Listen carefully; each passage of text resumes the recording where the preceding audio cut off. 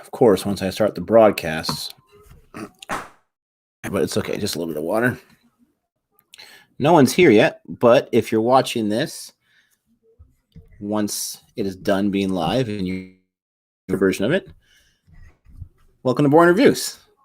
Just waiting a few minutes for people to enter the room. Yeah.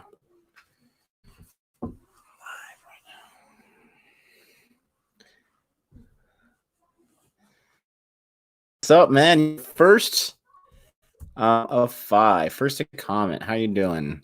Satij, what's up? Good evening.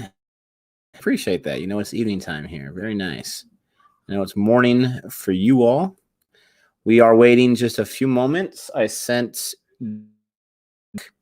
and I'm just waiting for him to enter the broadcast.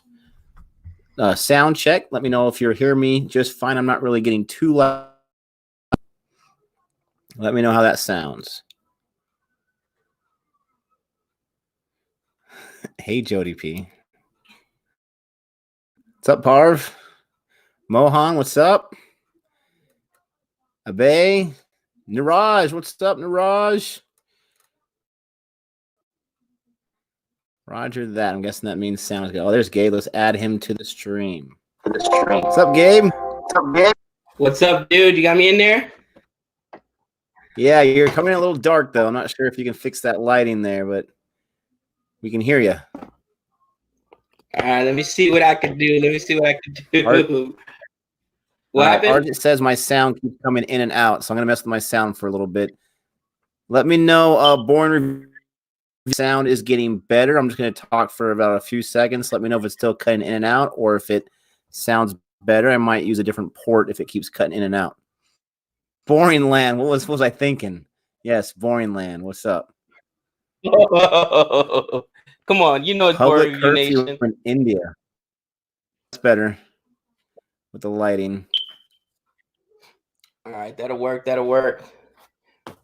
What's up, dude? All right, so got 17 in here now. That's not bad for a few minutes. We can wait just about 4 more seconds, and then we'll get started. I hope you got your. Do I ever? oh yeah, you don't need them. Once again, Boring. How the audio is working for me and Gabe. Let's make sure that you can hear us just fine. If it's not working, I can make a few adjustments.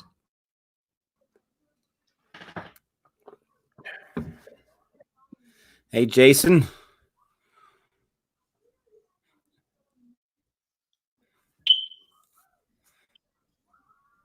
It looks like a Vesser Bunch picture. It says Jason Treviti. I don't think that's Jason Vesser.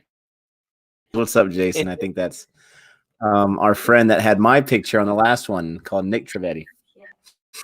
Bro, Saroja, I'm about to change my screen name from my Google anyway, from Gabe Four Fingers to Gabe Ganesh, bro, or Gabe Gaitendo. So Gabe Gaitende right there, you know what I mean? Yeah, you wish. Ganesh Gaitonde. We're here. We're ready to get started. We got 20 people. That's awesome. Hopefully more come in as we get started.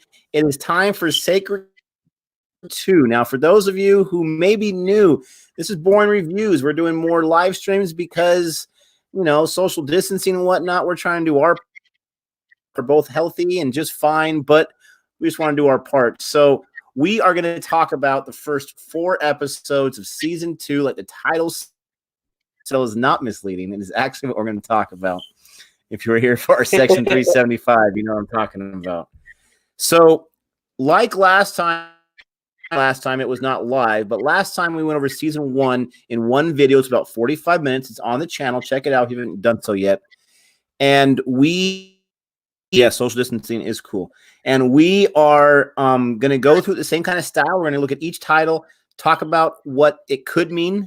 I am to a website. Most of the information from the title is from a website. And this is from GQ. And this is by GQ India. Verutka Shah. So Verutka Shah, I'm using a lot of cool, so I want to make sure I definitely give him some props for his due diligence. But let's go ahead and jump into season 2. For me and Gabe, back into this world from taking a hiatus with Family Man, Merzapur, and many other things. It seems like it's been forever, but I think it's only been like a month or two. And it's itching to get some Gaitonde screen time. Believe it or not, I love myself some Gaitonde as well. I just like Sartaj a little bit more.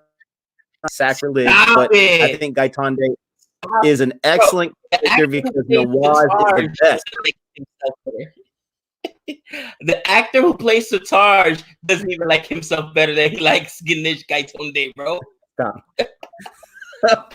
Oh man, he's coming at me hard right now, Cal.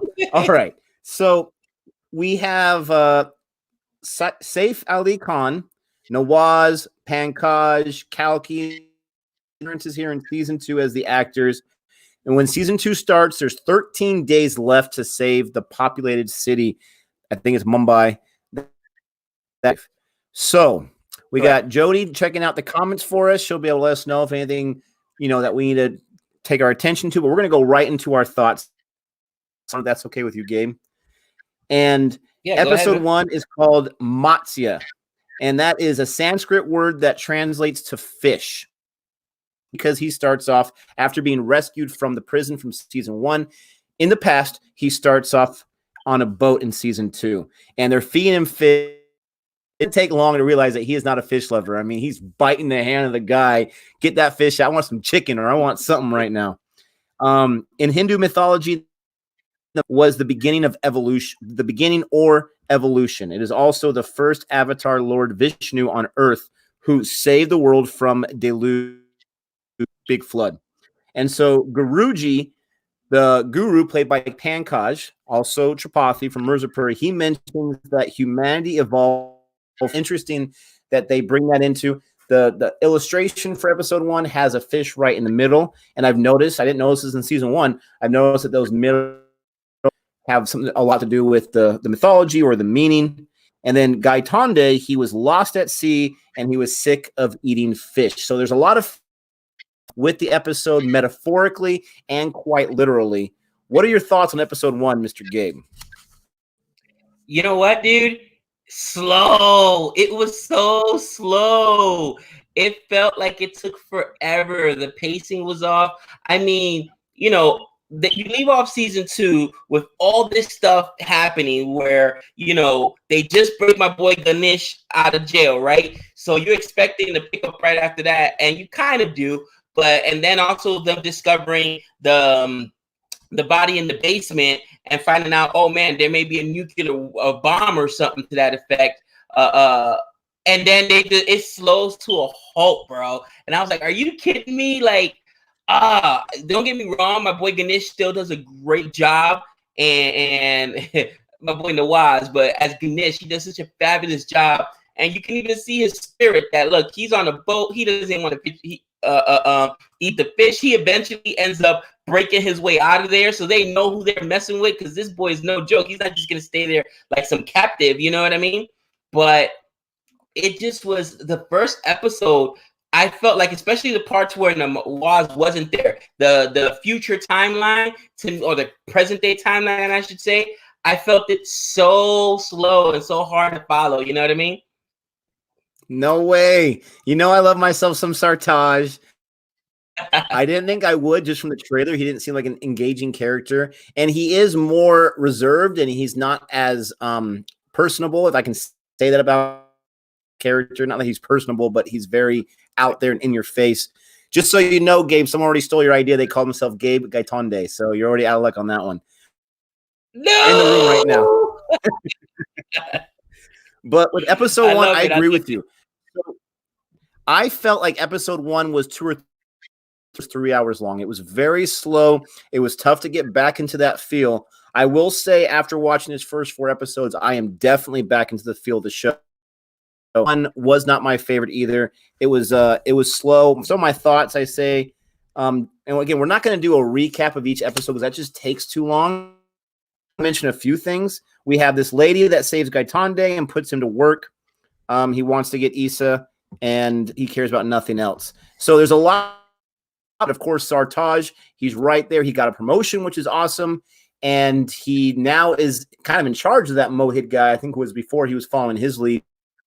So he's got his promotion. He's kind of freed himself from Peruklar a little bit because now you have, I'm not sure what the IS or whatever that division, that federal government group with the investigation. And so he's dealing with that, and he's got that wounded limb. He's got that thumb, right? That got chopped off. Yeah. I can't remember which finger it was. Thumb, okay. It was a thumb. But I mean, he's got that, and he's dealing with that. And episode 1 was definitely long, but I actually, in episode 1, I enjoyed the Sartaj stuff a little more than I enjoyed the Nawaz stuff, just because Nawaz he's death. This guy, season 1, you become a fan of his, even though I like the good guys, like the bad guys. I was a big Nawaz Gaitande fan, and you see him destitute, and you see him, and we don't like seeing our hero that way. So that's what we got for episode 1. Do you want to give some information on the title for episode 2, or you want me to go for it?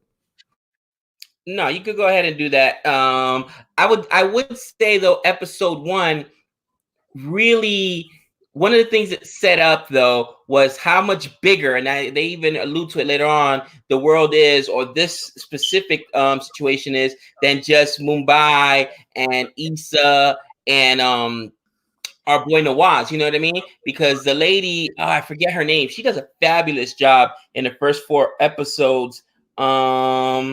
She plays, I'm looking for it right now.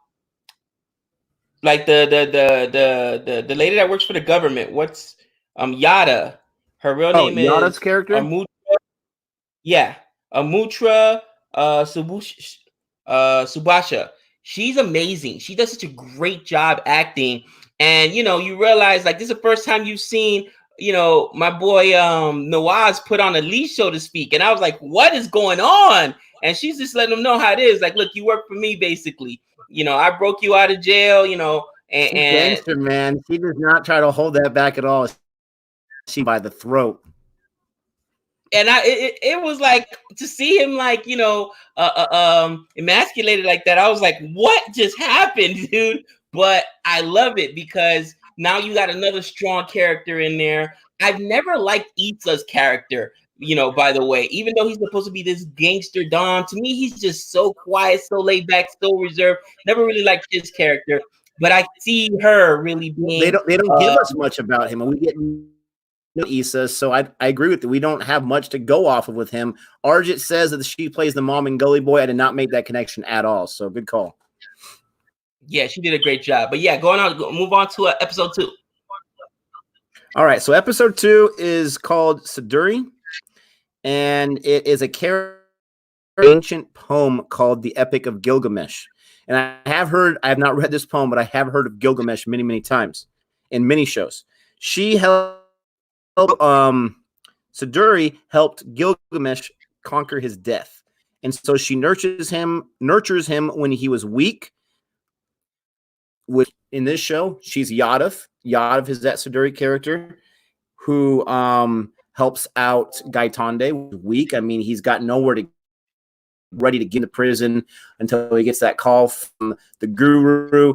It's freed from Yadav and her and stuff, but she definitely brought him back from the dead and helps him conquer that death.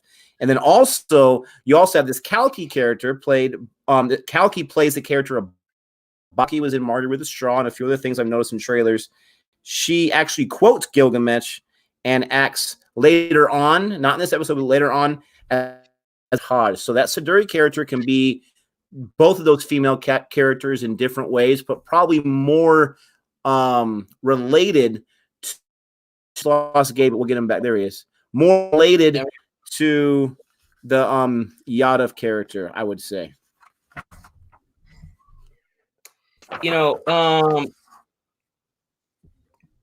Episode 2 again wasn't my favorite so far of the first 4 we're going to be reviewing. As it moved on, you did get a little bit more character development for your boy Sartaj.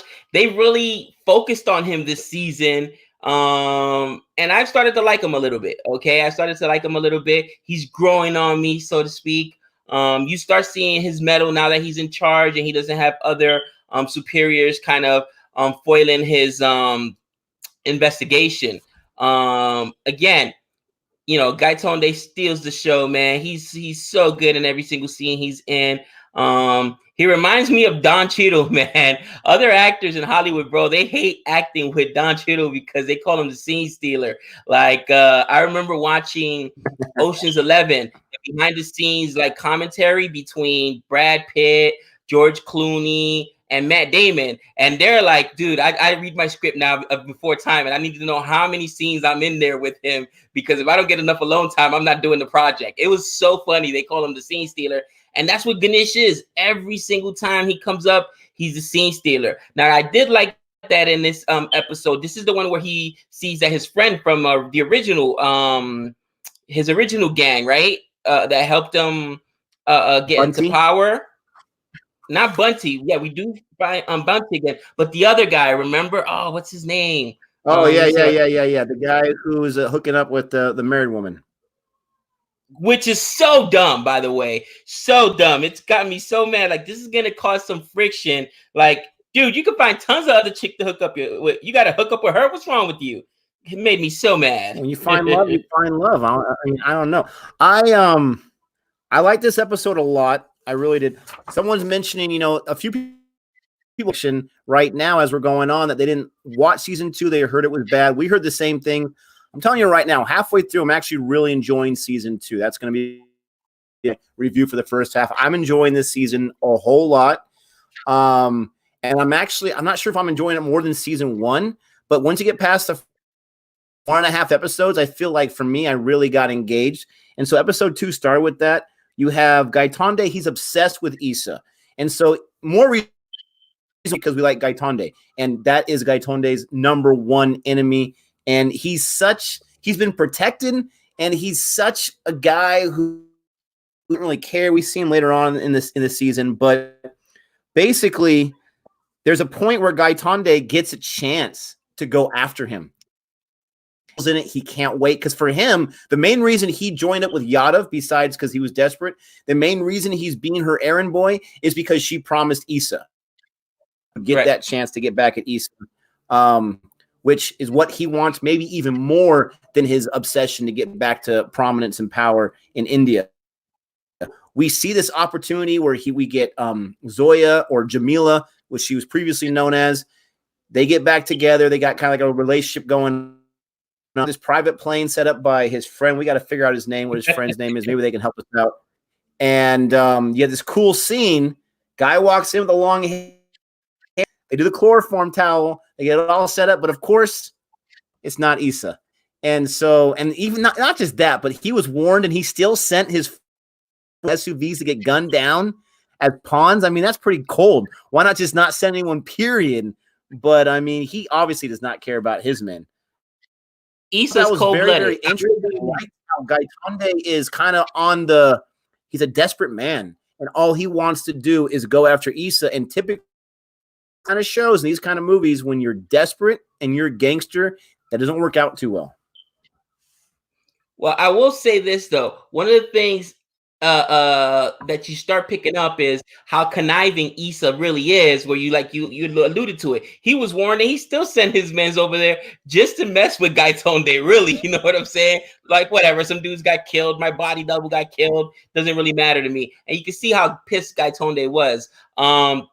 What this season is doing, though, it's showing where all the relationships were formed. You know what I mean? Where now you understand why Jamil is so close to Gaitonde, where their relationship was there. The relationship between Gaitonde and what's Jamil's handler? The other woman, Jojo, who after halfway through, I'm liking that character a whole lot more than in season 1, because we get a little more meat from her.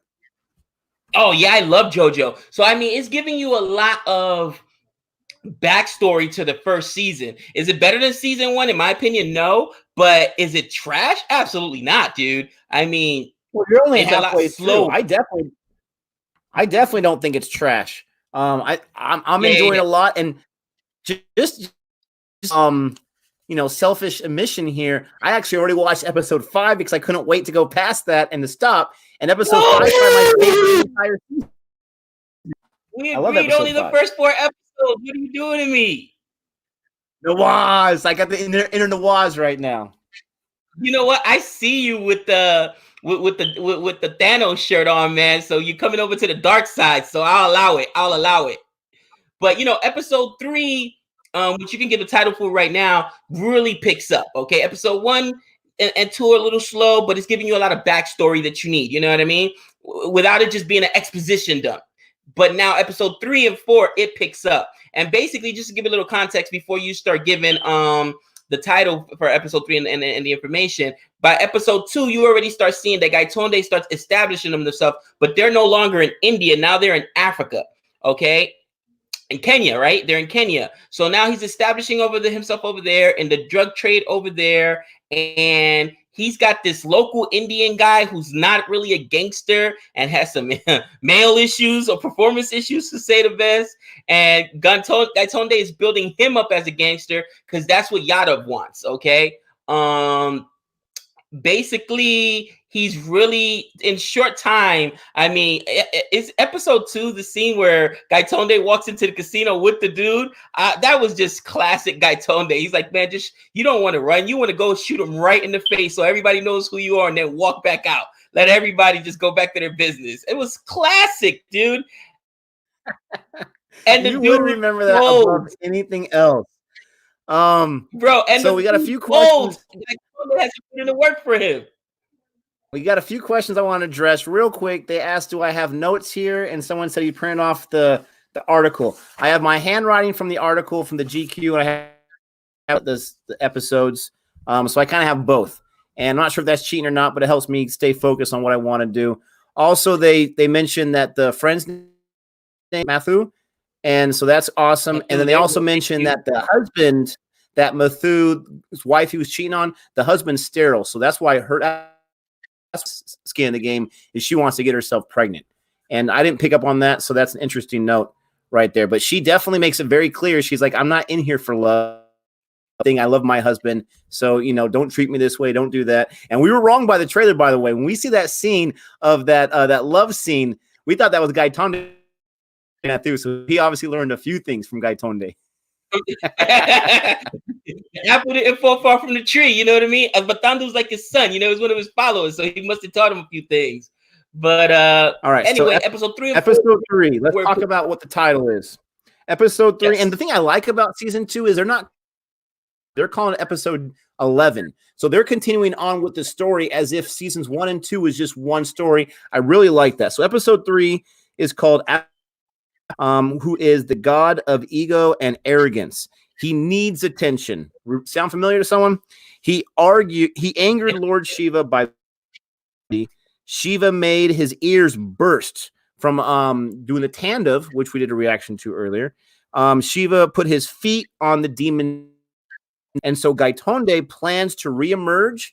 He wants to get back to Mumbai. He wants to be in charge of his group. He wants to be dealing and do it. That obsession is not happening for him. So eventually at the end of the episode, he goes to the guru and he lays his head next to the guru's feet.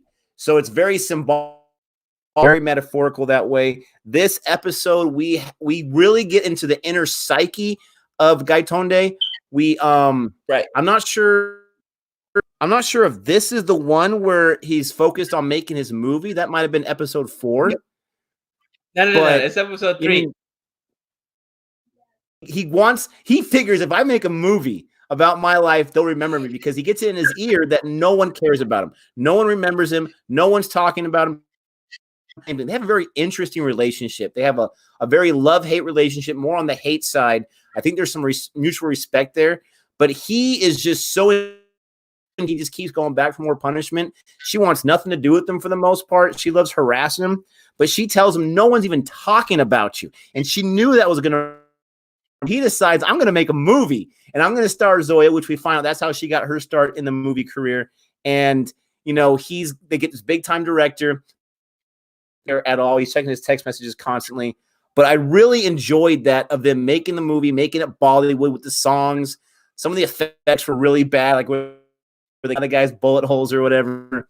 But that was very, very interesting for me. No, I'll tell you what, man. I love this. Was probably my favorite episode of the four so far because you get to see Gaitonde's the best and the worst of him. Okay, the best and the worst of him. The thing about Gaitonde is, just like the title infers, all right, he loves himself so much. Okay, he's so into himself, his ego, his pride. It eats him that nobody's talking about him. So what does he do? He wants to go ahead and make a movie about himself. Now, I'll tell you right now, people are like, oh, that's crazy. How does that make sense? But one of the biggest gangsters here in America, in the United States, true story, John Gotti, when John Gotti was going through his whole thing, he was concerned with how the press took pictures of him. All right. He would not come out unless he was in a $2,000-$3,000 suit because he knew he was going to be on the front page of the paper. When they were doing a movie, he wanted to know who was going to play him. These guys, when they have that kind of ego, yes, that's, all they care about. And he makes this movie. And I really love what JoJo told him. She said, man, you made this movie and you try to be a hero. And the problem is you're not a hero. You should have made it more believable. You should just embrace what you are. Embrace that you're a villain. She used the word villain, which I love. And then she said, you're gangsters.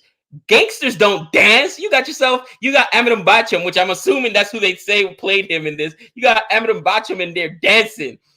Gangsters don't dance. You know what I mean? People would have respected it more if and feared you more if you played yourself, but you wanted to play somebody different, a different role, a good guy. You should just give that up and embrace who you are. I love JoJo's character here, kind of put him in his place, letting him know who he is. And I love this episode. It was one of my favorite. It's funny, like you said, the director at one point didn't care, and he's like, "Man, you're crazy. This movie's crazy," but kind of like blowing off Ganesh, right? And then he's trying to say something, and then Ganesh pulls out the gun. He's like, "Oh yeah, okay, yeah, that's no problem." Like, bro, don't get it twisted. Yeah, well, I'm making a movie, but I'm still a gangster, right? I'll splatter you all over this place, bro. But it's amazing the performance of Nawaz here because he is showing a vulnerable side of his character, which I can't imagine how hard that is. I think for actors that are good actors, it's easy to be vulnerable because that's what they have to do.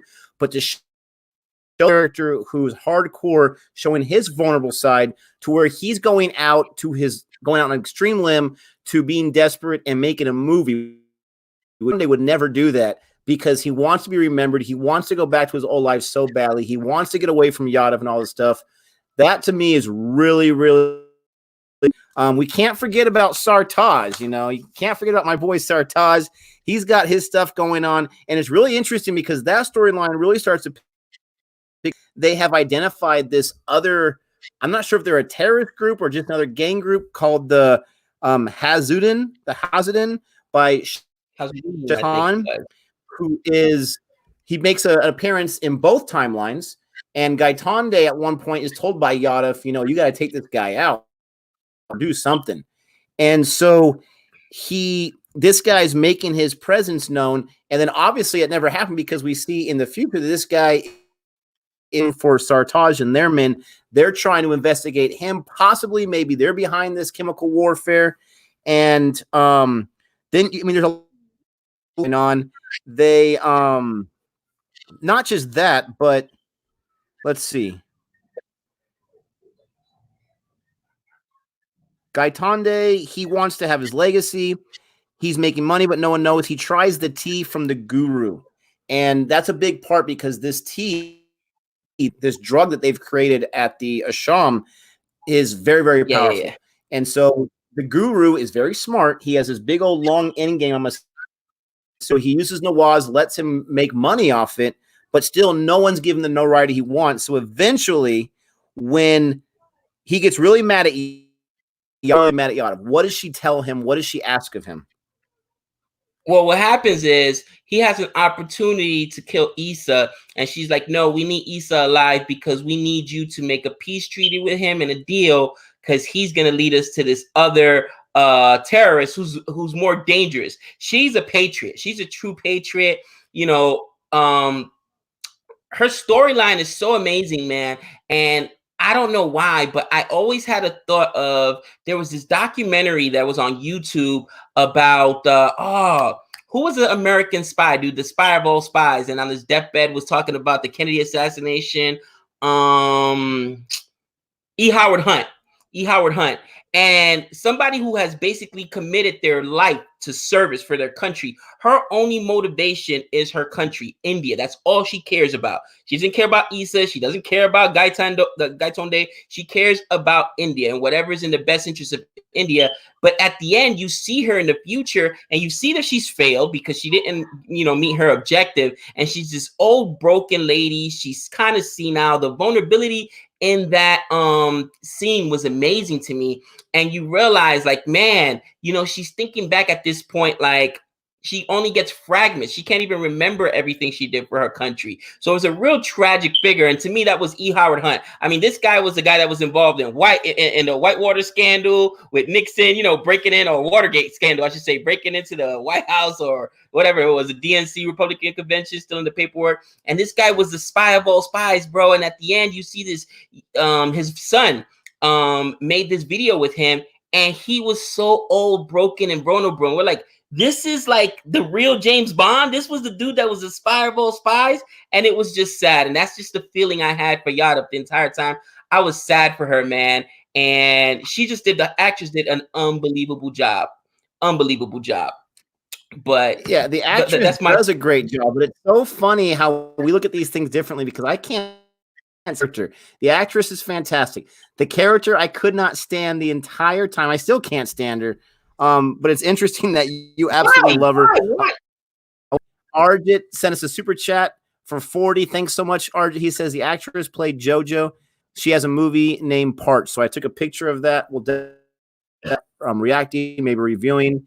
Thanks a lot for that. There's a more in episode 3 I wanted to get to.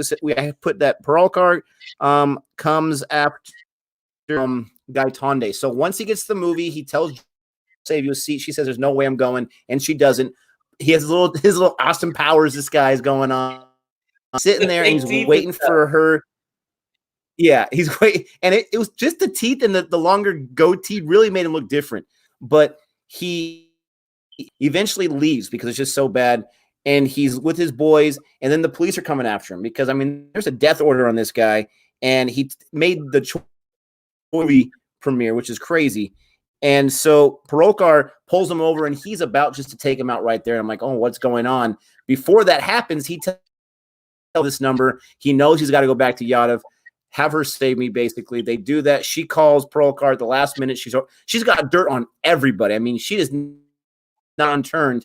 And she tells him with a threat, you want this going out or not? So let him go right now. And that's why I was shocked a minute ago when you say you don't love her character, bro. She's the ultimate gangster in this world full of criminals and gangsters. I'm looking through it and she's bringing this guy down. She's disrespecting my boy Gaitonde, and I can't allow it. Is she not awesome? Not, of course, but she does a phenomenal job in a very powerful role, where she's very, very focused and secure in that. Can't stand the character itself. And then we get introduced to these twins. So these twins, these kind of violent twins, and this girl Nazreen. I mean, a whole lot going on. They get quarantined because talk about relative today. They have this radiation from these the nuclear chemical, and this is Sartaj's timeline. And so they get these twins, and they're trying to figure out, okay, something's happened to them. Maybe they can give us some information on these warheads. Sartaj learns more about the Guru place. He has a fallout that he has to deal with because his partner, our boy that got killed in season 1, his partner's son's going down a deep road, a dark road, a violent road, all this kind of stuff. I mean, he's got a whole lot of stuff going on, and this really humanizes Sartaj. And one of the things I love about Sartaj, I mentioned to you, Gabe, through text message, I love Saif Ali Khan's portrayal of Sartaj because a small thing like his hurt thumb, he keeps that protected the entire time. I mean, he's not gingerly holding that hand and trying to protect it. And that's complete focus by Khan. I love his portrayal of Sartaj. He does not let one without us knowing that he is still in severe pain. And I've seen too many times in movies where someone gets shot or stabbed in a very, vulnerable area, and then dips and karate kicks like it's no problem whatsoever. He is very committed. I got to give a huge shout out to Khan because he is the man. Sartaj. No, he definitely has impressed me this season, and I think that they've done a lot more building his character. Again, what they're doing this season is giving him enough backstory where we can appreciate now the relationship between him and his wife, the way it broke apart. We can also see where he is a good police officer, and I think that the issue was he was being held back by Peruka and the other officers that were around him. But really, I kind of knew from the beginning that what was going to happen in episode 4 was going to happen, because come on, how long is Gaitonde going to be somebody's lapdog? That's not going to happen. All right. He doesn't work for anybody. And I mean, do you want to go ahead and get into it right away? So are we going into episode 4? Episode 4. All right. Episode Fardo. And it's, or we should say episode 12, but it's in Hindu mythology. It's a term that can be a transition between life and death, where one can have the highest level of clarity. So you're in that position, that vulnerable state, has some clarity. So that is between reemerging. Do I go back and take the risk? Do I go back to Yadav, or do I go to this cult and join the Guru? So Guru Ji advises him through a phone call at his birthday party. He has this really interesting conversation where he tells Katja. And I had to rewatch this a few times because I wanted to make sure I got every iota of this story and what it was saying.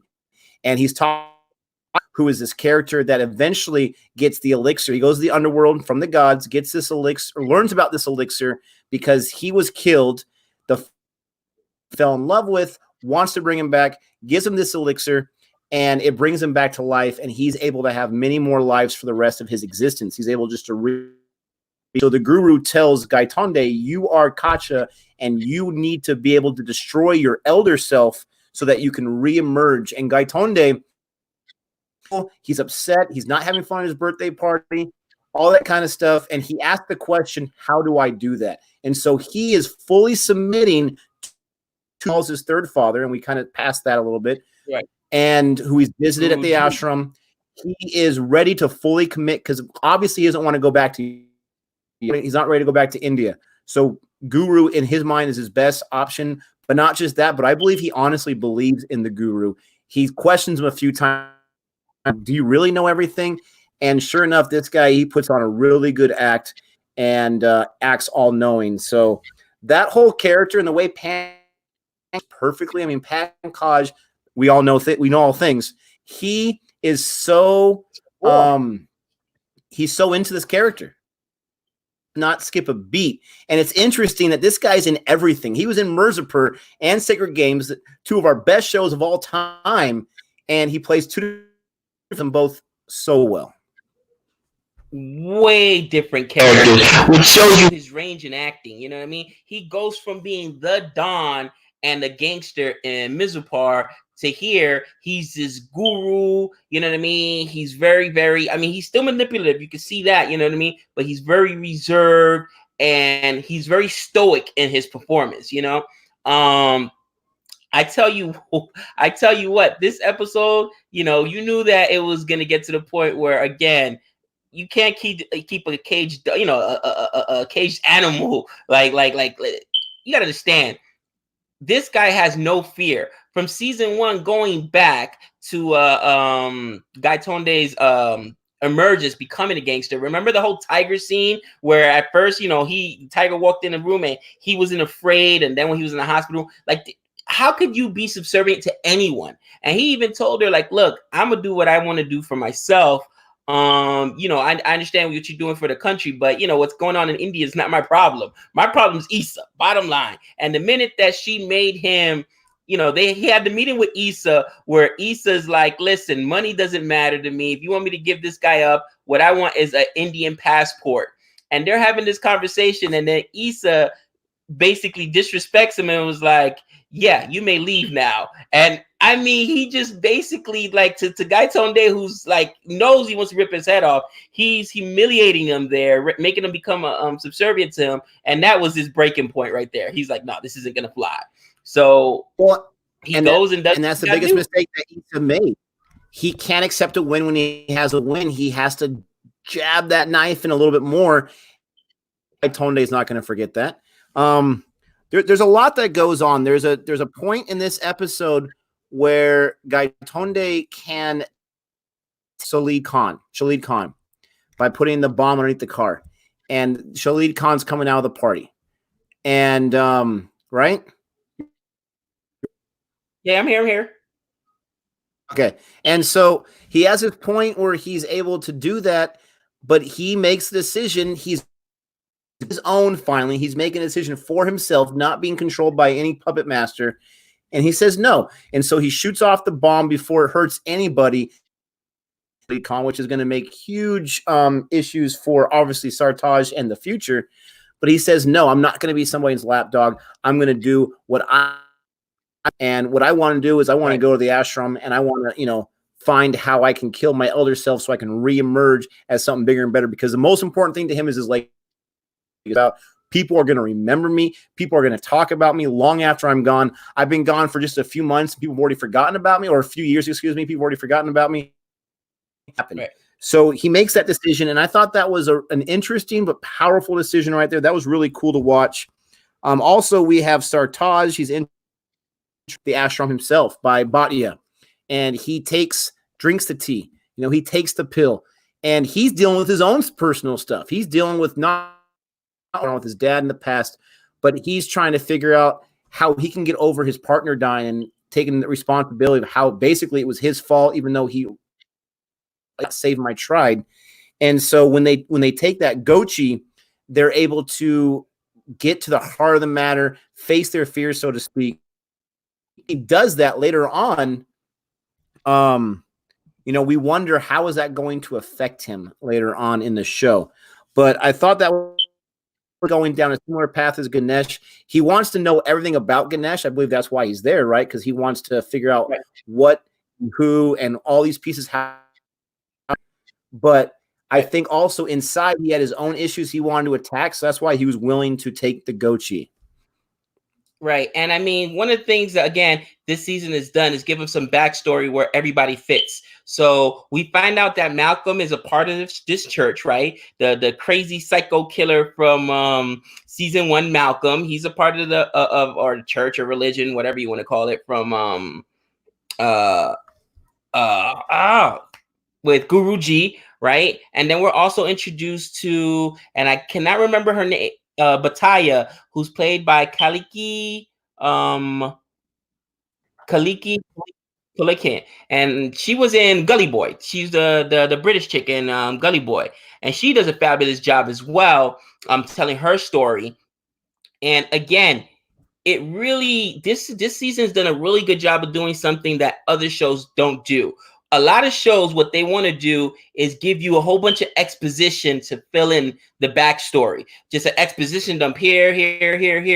Season 2 is really slowed down, which even the first one, I admit, is super long. But when they went back and gave us all the backstory instead of just telling us what happened and let us see why things ended up the way they did, so to speak. How did the Ganesh become this legendary gangster in India? Why does everybody even know who he is? Like, okay, I know who Gotti is because I grew up in New York City in the Bronx, okay? A lot of people around the country didn't know who John Gotti was unless you lived in that tri-state area, New York, Jersey, Connecticut, whatever. I mean, and even if you did, you didn't know about all these other gangsters out there. But for everybody in Mumbai to know who he was, it must have been more to it. And now we know why he became so famous and how he went about doing it. Yeah, no, for sure. And you make a great point there when you were talking. Oh man, I missed I totally missed my mind. You made some awesome point that I was going to piggyback off of. But anyways, that's what you said. How it was connected with season 1. I feel like halfway through season 2, And like I said earlier, I kind of cheated a little bit. There were some people just for Gabe because I went ahead of you. They want to kick me out of Boyne Land. But I'm not going to give anything away from episode 5. But even I love how this show is very connected to season 1. It's not like here's season 1, here's the cool things that we did. Now we're going to do bigger and better, and it's not going to be connected. I feel in season 2, I'm going to be excited to go back to season 1 because I'm going to better understand what was happening. I already feel that way halfway through season 2. So I feel like shows where there's a sequel or a season 2 where they are all interconnected and you need to have those both together. It sucks for those one and waited a whole year or 9 months to get season 2. It's awesome for us that we came late to the party so we can just go right into it. But I love the show so far. The first half of season 2, the writing is fantastic. Are there parts I'm still confused about? Not just cultural, but just parts of the show. 100% questions. Maybe that's the point. But I love how it's connected. I want to say, someone mentioned Malcolm's a gangster in the comments. I want to mention we saw Malcolm there at the ashram. Right? He hasn't played a big part. He's a guy that talks some, but we see him there. So we see that connection. I mean, this guru guy, he had a lot of influence and playing it cool so far. He's just a nice, all-knowing guy who's all about love. We have not got into the down and dirty. If he has that dark side, typically with his dark side. Right. But I'm interested to see where it goes with that. But I love how connected season 1 and season 2 is. I love I know it's a book. They based it off a book, but it's not easy to abridge that into a TV series. So it's fantastic. Game of Thrones. Yeah, that was a book. And guess what happened at the end of that? Once they ran out of with the good writing, you know what? I'm not even going to get into that right now. But let's just say like someone's smoke alarm needs to be replaced. You know what? One of the questions I still have, bro, I'm still confused. Who is Trividi? Because season 1 was like only Trividi will survive. Only Trividi survive. Only Trividi survive. Is Trividi the one? No, Trividi couldn't be the guy that they found in the basement because that was the other guy that was also there as part of the cult. Yeah, most of those questions aren't answered, and then that GQ India even mentions most of the answers in the first half of the season aren't answered yet that we had from season 1. But now I don't want to get confused with episode 5, so I'm not going to give you anything. It's episode 4. It might be episode 5. But in episode 4 or 5, there's a guy in a yellow shirt, longer shirt. I'm not sure what the Indian term is for that long. But the guy in the yellow gown, and he's talking to Nawaz, and they're having a conversation about Yadav. How did you get mixed up with Yadav, and why? How'd you get away? And have you seen that conversation yet, or no? Because that might be episode 5. That? No. The guy in the yellow gown. That's got to be episode 5. I know episode 4. Okay. After Yadav finds out that Ganesh did what he wanted to do, she sends a hit squad after him. Man, I'm telling you, she's a straight gangster. Who does she use? Who does she use against him? Jamil. She uses Jamil against him. And Ganesh says, she called you, didn't she? And you told her where this location was. So he was already on point and knew what was going on. And they came for him, man. I mean, that's why I'm saying she became, for season 2 so far, she's been my favorite, my second favorite character. Because she's in this world of gangsters and killers. She's outthinking them all. And she's ruthless as can be. But she's doing it with an altruistic, reason. It's all for her country. She could care less about their plights and their personal history. All she cares about is India. And now, as we find out, moving on in the future, because Ganesh did what he did, now India and Mumbai has a real big issue because this terrorist Khan is still around, and he's the one that's orchestrated this whole thing. Yeah, no, it's super interesting. I love studying, and this was Gabe's idea from season 1, our review. I love studying the titles and figuring out what that means to better understand the episode. Started doing the research on these titles and their meanings. I thought, I probably already know a few of these things because they talk a lot about either mythology or history. story that Guru tells Nawaz. There's a story that someone else tells. I can't remember. I think Bhatia maybe tells Sartaj. And I'm like, okay, those are going to be direct to the titles. They're not. It goes even deeper than that. So it's a super good show. I'm enjoying it so far. I am fearful, not because so many people did not like season 2. I'm fearful if that's because they still don't answer questions or if it's because they just mess things up with certain characters.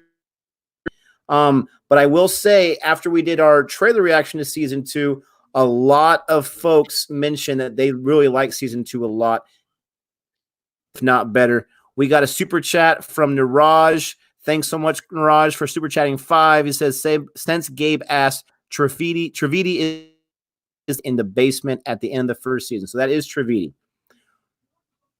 But he was dead already when they got to the basement. He had his head blown out. So why would he say only Trividi will survive? That's really curious. So I guess we'll find out. Yeah, that's the question. And I have no idea. I've not gotten to at that point. Thanks again for that super chat, Niraj. But they have not gotten to that. But this is just my theory. I think the plan was to have him survive. That Gaitonde was not going to take him out, but there was some interference. Someone else got to him, maybe either before or Gaitonde takes himself out, and maybe they were down in the basement with Trividi. Maybe that's a reason why Gaitonde took him. And so I think someone else broke the plan, and maybe a Malcolm or someone else, and took out Trividi, even though that wasn't the plan. I'm just making assumptions that Shahid Khan has something to do with it. Maybe he had a man take him out, but I don't think that it's going to go against. It's going to be someone else that took him out. The question is why, because so far Trividi doesn't make much of an appearance in this show. Why is he so important? Right. Well, here's the thing. Going back to what you said earlier about why people may not like the show moving forward. Here's the thing, man. I was a huge Game of Thrones fan, bro. And I mean, the first few seasons were amazing. I mean, even the last season, the first couple episodes were good. And then at the end, they just absolutely jumped the shark. I don't want to ruin it for those people who haven't watched it, but they did something that made absolutely no sense. I'm like, oh, what are you kidding me? And I mean, you can mess up a show just by the end. Like The Sopranos. I love The Sopranos, but everybody complains about the ending of Sopranos because it's just left to interpretation. And everybody's like, you got to give it some kind of closure. You have to. Did Tony die? Did he not die? What's going on? So yes, the way you end a show could absolutely ruin it. And maybe people are just upset about the end where they don't get any answers. But, I guess that happens. So I just learned how to do this. Our man Arjit. Arjit says that's the wrong answer. Trividi is somebody else. Ooh, I hope so. I hope so. It'd be sad. I didn't know I could just click on it and it would show on the screen. That's so cool. It would be sad if you know what I mean? Like if Trividi was killed off screen unceremoniously. As much a big deal they made of him, it should be somebody important. You know what I mean? Now Niraj is like, no, it is Trividi. All I know is from the article I used in the season 1 review to get the explanation for the titles. They mentioned that was Trividi at the end. Now, Arjit's the first one that says it's not. I have no reason not to. Arjit has been there with us since the beginning. It's not just because of the super chat. Thanks again for that 40 super chat. That's awesome. But I tend to believe an argument made. But I will say, from what I've seen from just season 1, not season 2, that was Trividi. But again, that's coming after seen season 2. The person doing that article did not. So maybe he's given us a little bit of a spoiler there. Who knows? But now I'm even more interested to get that answer, that question. I'm going to step away for 1 second. I'll be right back. If Asami's on here, if Asami's like, I love season 3 better. I saw that I went online and there's no season 3 yet, thankfully. So like that we can catch up. I know that really soon we have Mizupar season 2 coming up. So we want to finish this before we get to Mizupar season 2, and we got a lot more time now in our hands because we're in the middle of a lockdown. So we'll definitely be going to be going through stuff a lot quicker at this point. I will say this though, I am really still. I mean, man, Nawaz is such a fabulous actor, and I was trying to sign up for. I broke, Nick. I broke. All right, I'm at home now. Don't tell me nobody's ever Hotstar? done this, right? So I wanted to do the Hotstar, right? And I was gonna do the trial membership, like you could do on Stars and HBO. 7 days, man. I'm canceling on the 6th day or whatever. Watch what I want to watch. Yeah, it don't work that way, man. There's no monthly. You got to do the whole year subscription. But we're gonna have to break and get and make it happen, man. So we can watch these movies. I have to This see. close. Just because OSR in the interview with OSR, he specifically mentioned his role in Ramen Raka 2.0 as being like the darkest role he's played. I'm like, what? I gotta see it. I gotta see it. Did you guys see it? Let us know in the comments if you guys saw Ramen Raka 2.0 and how good was They say it's Nawaz in it. available on YouTube. We might just break down and spend the $4 and use some of this and break down and watch it on YouTube. Yeah, we might be able to do that too. Somebody said, just okay. Real quick, to all of Boring Land, I am putting our email right here. This is a Boring Review Nation email. If you have a request that you want to give some too many from our email, go ahead and send us an email for some requests. I have been looking at that, and it's just another way to get in our request out. As always, Patreon. Our patrons are first and foremost. If you've been watching our videos, which I'm sure you have because you're here with us right now and you're more know that we get a lot of Patreon requests out there as soon as possible, and sometimes our Patreons get more than one a month. But if you want to make some requests and then go ahead and just email us. That's one good way to do it before they all start filling in. But that's our review for season 2. I know we missed a lot of things, especially with Sartaj, but even his character takes a back seat in this show to Gaitonde. I do I think it's interesting how they keep showing him, not a lot, but here and there, where his father is in the past. They're showing his father on the phone with Nawaz and whatnot. So I'm interested to see if he plays a bigger role in this show. I'm super interested in that storyline. My heart breaks him having to deal with the fallout of his homie that got killed in season 1. But yeah, that was. I mean, I'm really enjoying this show. I'm really enjoying it. I'm enjoying season 2. I'm probably going to finish this tomorrow or the next day.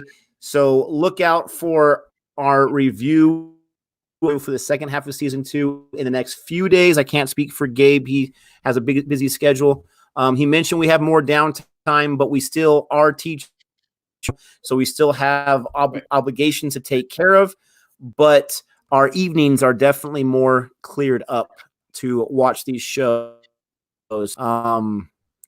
Season 2 is going strong. I'm loving every bit of it. I'm with you. We're gonna probably finish this within the next few days here, get that review out. And then after that, we're doing what, section 375, right? Yeah, I'm ready to go, man. You gotta check it. Talk about it right now. I know you are. I'm on it. I'm gonna get on it real quick. I will say though, man, there's a lot of stuff now as far as like streaming is concerned. So take advantage of them right now, guys. I know you guys mentioned earlier that you guys are also on lockdown now there in India. Stay safe, stay indoors. Use caution is just the best. Better safe than sorry. You know what I mean? So just use caution. Only go out when you need to. Right now we've got New York, Florida, LA all locked down. Even here in Las Vegas, they've locked down most non-essential businesses. So really there's not too much foot traffic, so to speak. So, we just take this time, be with your family, watch some of those family films, family fun films. I was sitting down and I was playing the Sacred Game episode earlier today. And Alex was like, oh, no, this is not for you. You got to go watch video games. So no, other. I But did the same yeah, dude. thing. I will say that these first 4 episodes are better than season 1. Now you have, a lot of F-bombs, but I haven't seen really any questionable scenes as far as nudity and whatnot in the season. So I thought that was interesting. That makes it a little easier when a kid does walk in as we're watching it. I'm not ready to leave just yet. So some people are. We're not leaving just yet. We're just finishing our Sacred Games portion of this video, our review. Again, I'm sure we left out some stuff, but so far, Gabe, where do you think you're at from a scale of 1 to 10? Where are you at so far in season 2? I would say I'm at an 8 or 9, to tell you the truth. Oh, okay. Number ratings here. Number ratings. This is new for Boring Reviews. Since it's not the end, we're going to break the rules a little bit. We're gonna break the rules. It's not the end. All right. You know what? I'd probably put it around the same thing, man. I'd say about 7.5, 8. Again, I love, and it's funny because we like different parts of the show. Sartaj is growing on me, so to speak, but Yadav is my new favorite character. Just seeing her being so in charge in the past and being a gangster controlling this whole thing, and then in the future seeing how she's a broken old woman and you could just see the regret on her face. I really like her storyline. And of course, come on, Nawaz is Nawaz, bro. He's the man. He's this season, bro. This season, I'm telling you, he could be on GQ magazine with some of these suits he's wearing. Man, does he look good in a suit, don't he? They remind me almost sometimes like a 70s polyester suit, but he definitely does, he's styling and profiling, that's for sure. And, he's wearing those suits when he's with Yadav. So, I mean, what does that tell you? He's got the style with Yadav. Ooh, we got another super chat. This is from Yashwaswi. Sorry about that. Gabe and Nick. Here, we put it right here. Gabe and Nick, really thanks for keeping your review. Just say everything is good, even though it's really bad.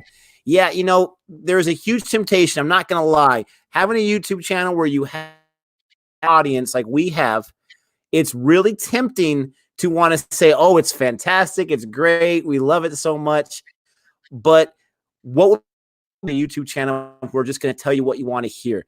And sometimes it's a little scary for us to we're going to throw some hate, and we don't want to do that because we're going to have some people.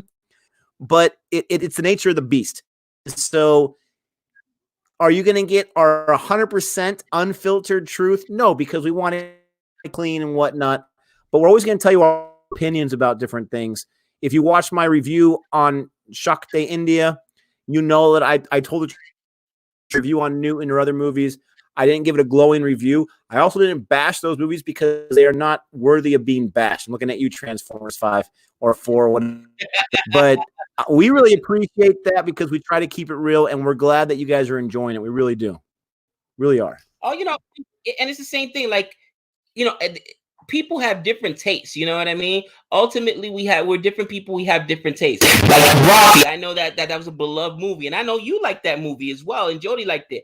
I didn't like it as much. Okay, I'm not into the romantic movies. That's just not my bag, so to speak. How some people say, and it's okay. Obviously, we all have as we speak.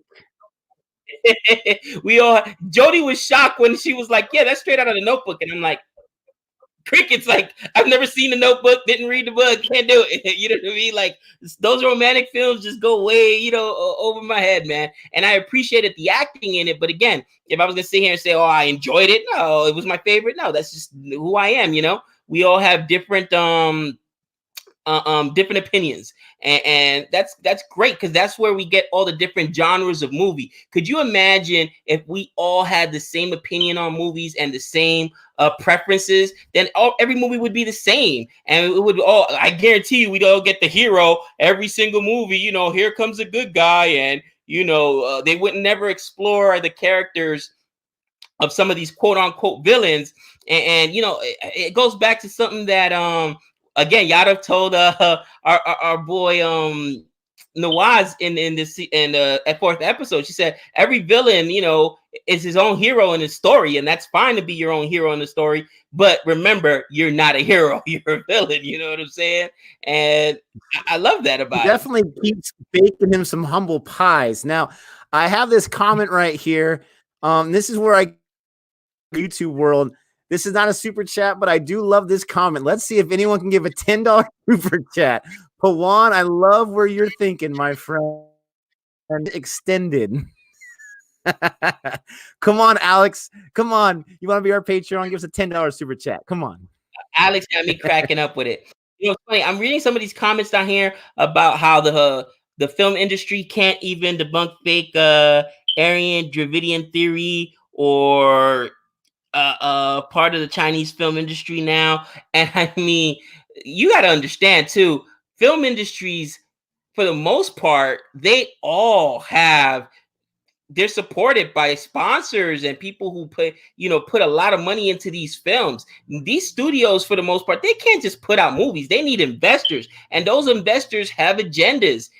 Disney, for instance, one of the biggest film studios out here, that's why they won't put their name on certain things. Bottom line, if you're in a Disney movie, they acquired, as a matter of fact, some stuff from Fox that they will not put on their Disney streaming app simply because it's not family friendly enough. That is just Disney, and you have to know that. You know what I mean? So it's the same thing, with whether it's Bollywood, Hollywood, they have to toe that line between wanting to go out there and be brave and tell the truth. Like, what was that movie we just did of Super Deluxe? Wow, was that an honest movie? That director had tons of guts, but at on the same theory, I can't imagine that movie had a whole bunch of investors that were happy to put their name behind it because he expressed some very, very unpopular opinions. Let's just be real. So that's a tough thing. That's a tough thing to do, and I commend people who are able to do it.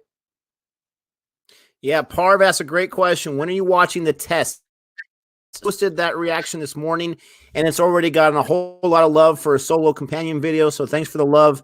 We're gonna still do the poll. We're gonna make it Democratic. It's looking like The Test could possibly be our next series that we watch, and I'm super excited about that because with our Cricket Tuesdays, and Cricket Tuesday is our bread and butter right now, and it's an area, unfortunately, that we know very little about. I would love for movies to be our bread and butter, but we don't mind. Our cricket videos are our most viewed videos, so not only am I interested to watch the show, but it looks really good. It could be our next Made in Heaven. We're going to give that a chance. Arjit, we're going to put that on the poll too, and we're going to go straight by what gets the most votes. So, make sure you're Bro, I was gonna contact probably in a few days. I was gonna contact you earlier, right? Because even in here, we got a little bit of cricket, right? In episode 4 of Sacred Games season 2. Oh yes, right? Got a that little was bit an of interesting cricket. story. I have questions about that. Yes. And I know cricket's a gentleman's game, but a little brawl broke out there afterwards. But my point about that was one of my favorite American YouTubers is John Boy from John Boy Media, and he does all the videos that break down baseball games and other games. But basically, he's the guy that broke the whole cheating scandal with the banging. Anyway, since there is no sports, this dude's going back and watching like famous games, like World Series game, and commenting on it. I don't know how he's not getting claimed. I don't know what he's doing. I'm gonna shoot him an email like, dude, this is like official stuff. How are you even putting this on this channel? So he's like going and reacting to like 1973 World Series, or when what was it?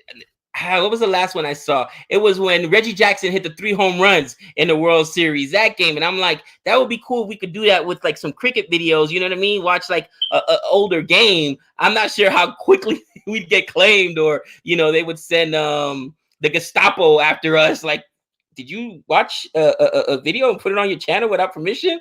But especially if it's an older game, why would they care? You know what I mean? But I don't know how that you're the technical guy, so you're on top of that. I'll let you figure it out. Yeah, Gabe had a really good idea.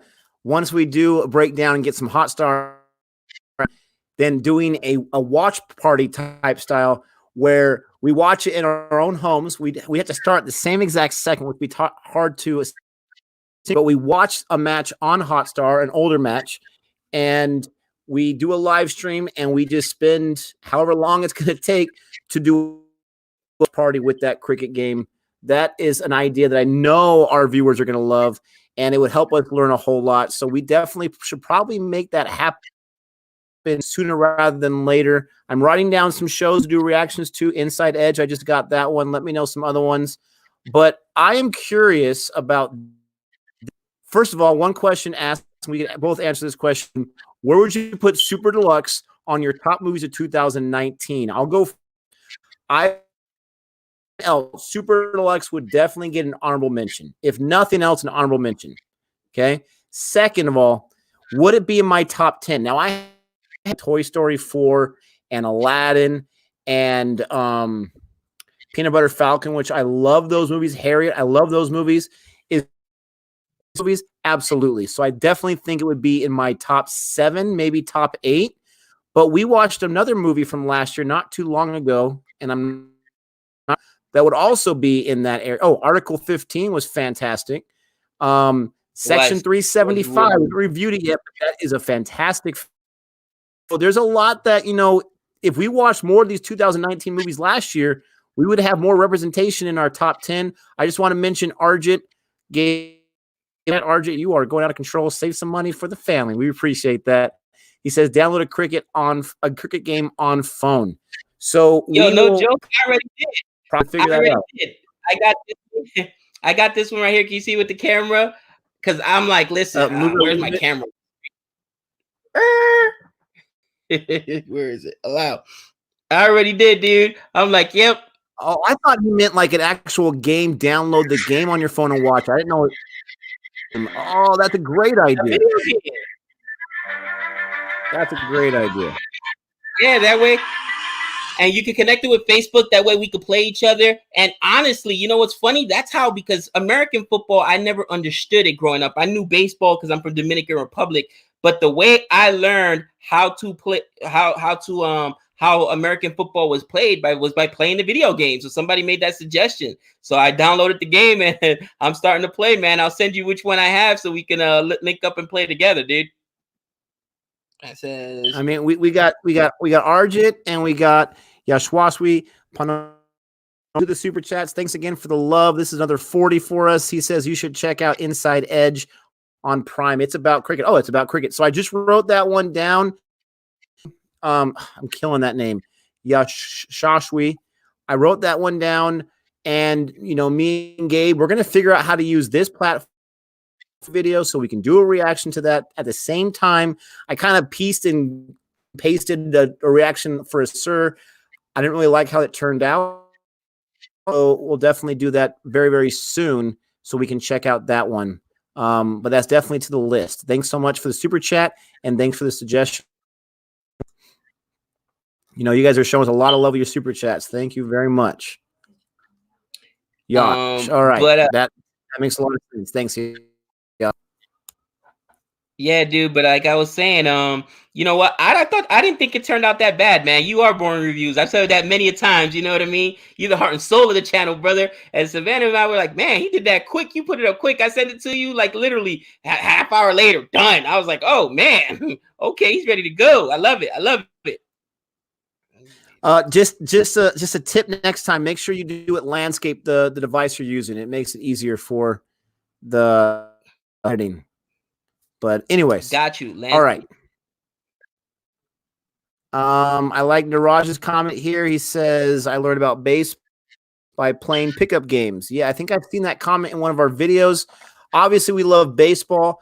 We know it's controversial for some viewers, but let us like that we're throwing a little bit of baseball knowledge in our cricket videos, like 90-10 cricket to baseball, because if that's the case, then we'll plan a lesson on the game and the strategy of baseball and how it relates to that video. Obviously, we can't do it beforehand because we want to go into the reaction fresh, but if we have an idea out, then we can piece a little bit of knowledge. Let us know in the comment section here if you're interested in that, and if you're watching this recorded, let us know in the comment section to do that.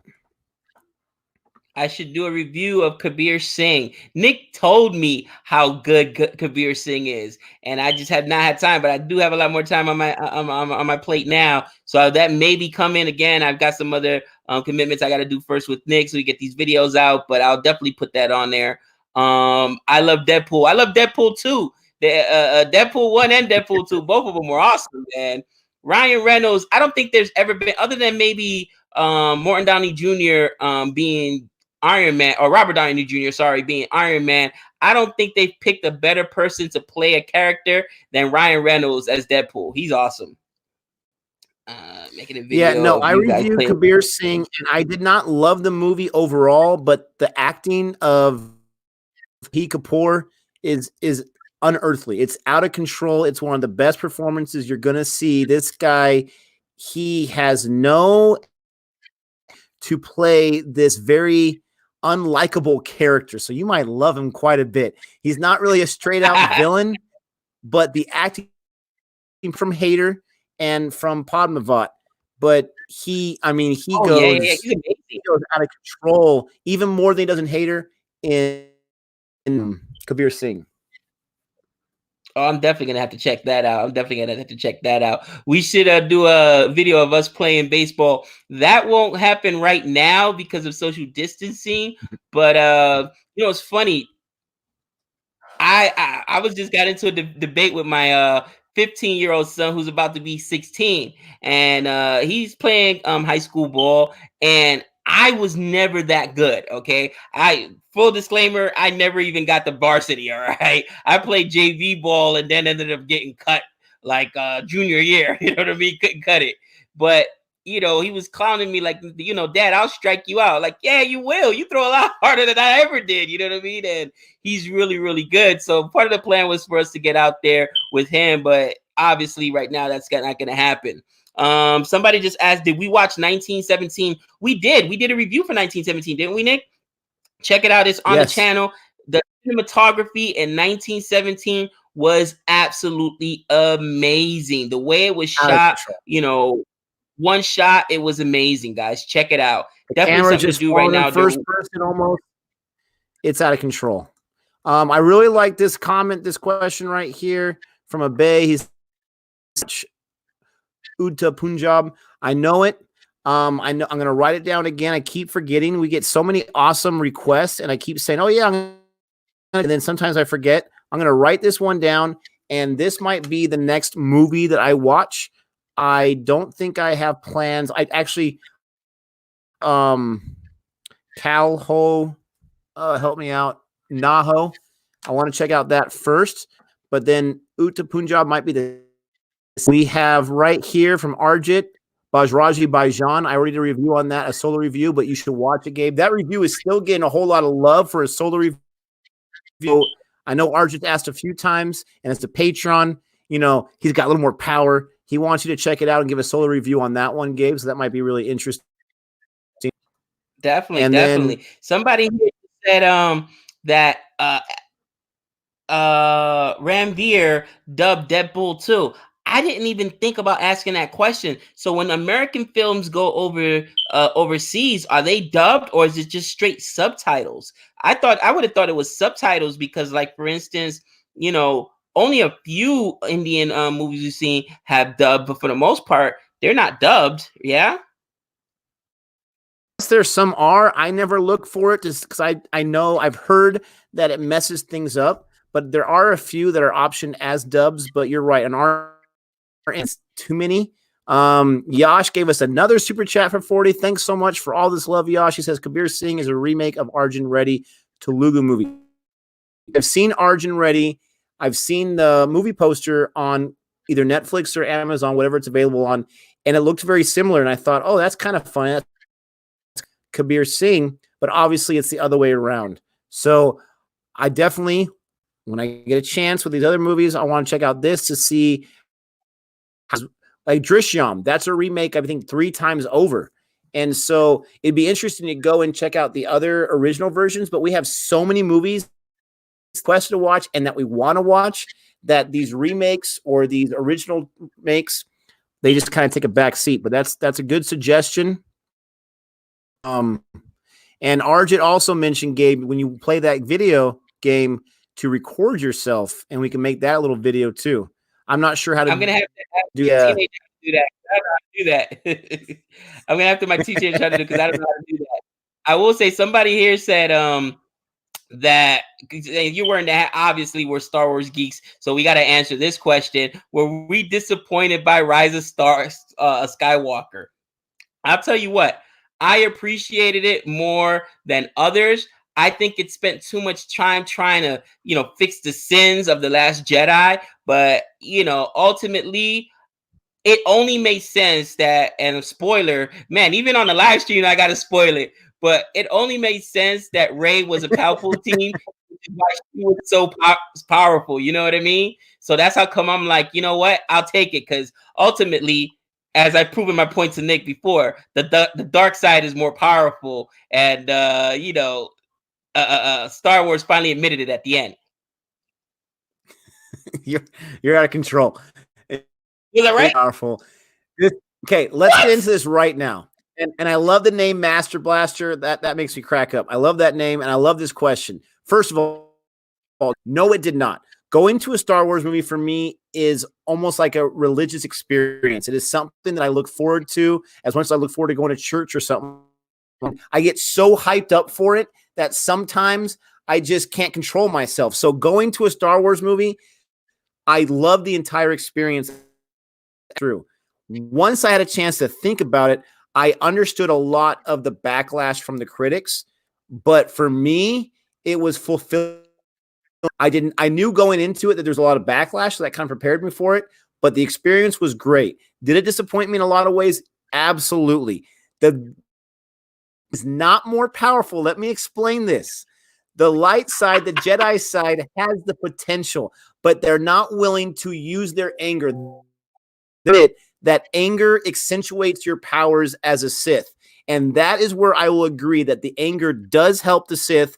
The anger does help powers, and most Jedis are not willing to go to that level because they have this holier than thou type theology where they're not willing to go.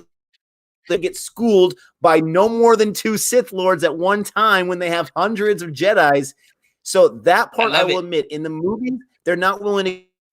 You're telling me when you have a Jedi who's willing to use all the powers at his disposal or her disposal against a Sith, you're telling me they don't have a chance to take them out? Stop it. Just stop it.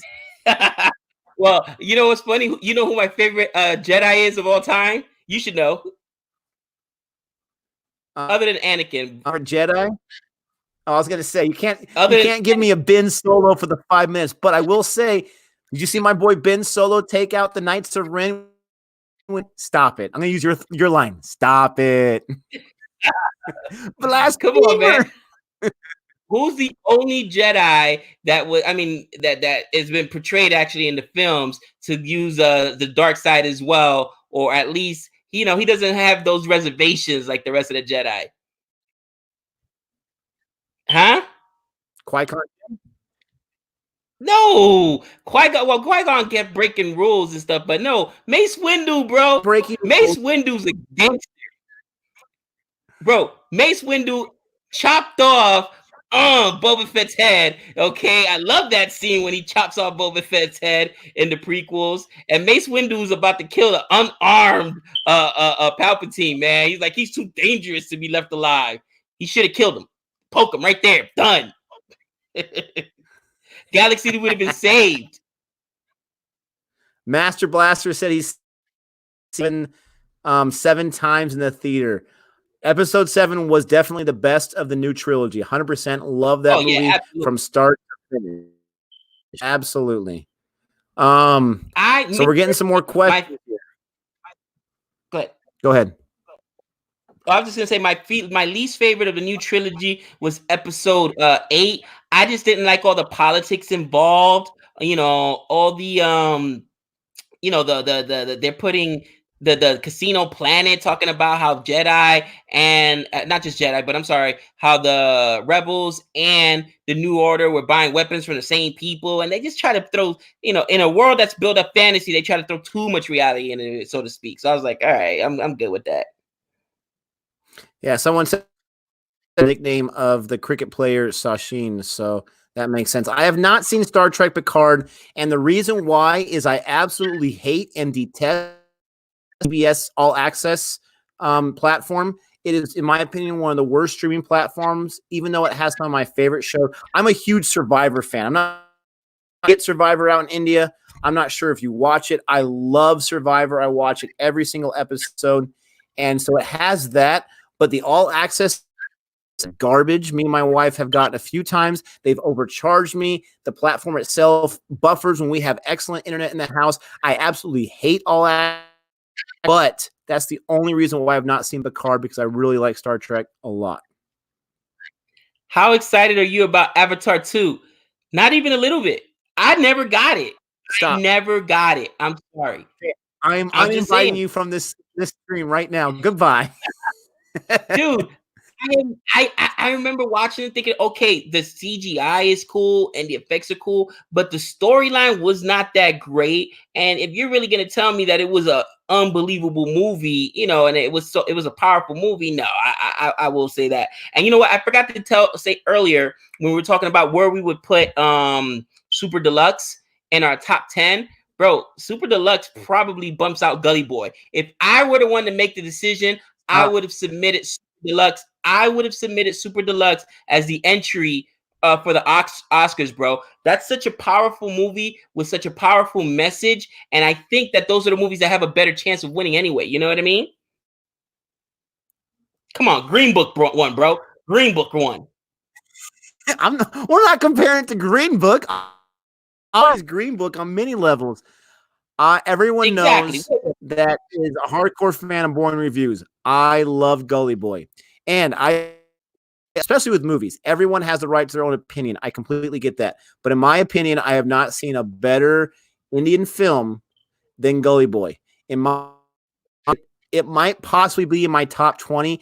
And one of the reasons why is the emotional reaction I had when I watched that film. Many times in that film, inside my mind and my heart, that I'm watching greatness right now. I really felt that way. That's why I'm a huge Ranveer Singh fan. He may have the worst career of his life moving forward.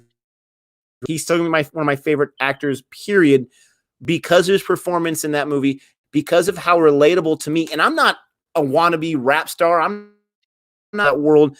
But this movie, hands down, is my favorite Indian film. So when I make that reaction to Super Deluxe, that's why I have learned in the comments am not really joined by a lot of people with Gully Boy being the best of all time, but for me, it was awesome.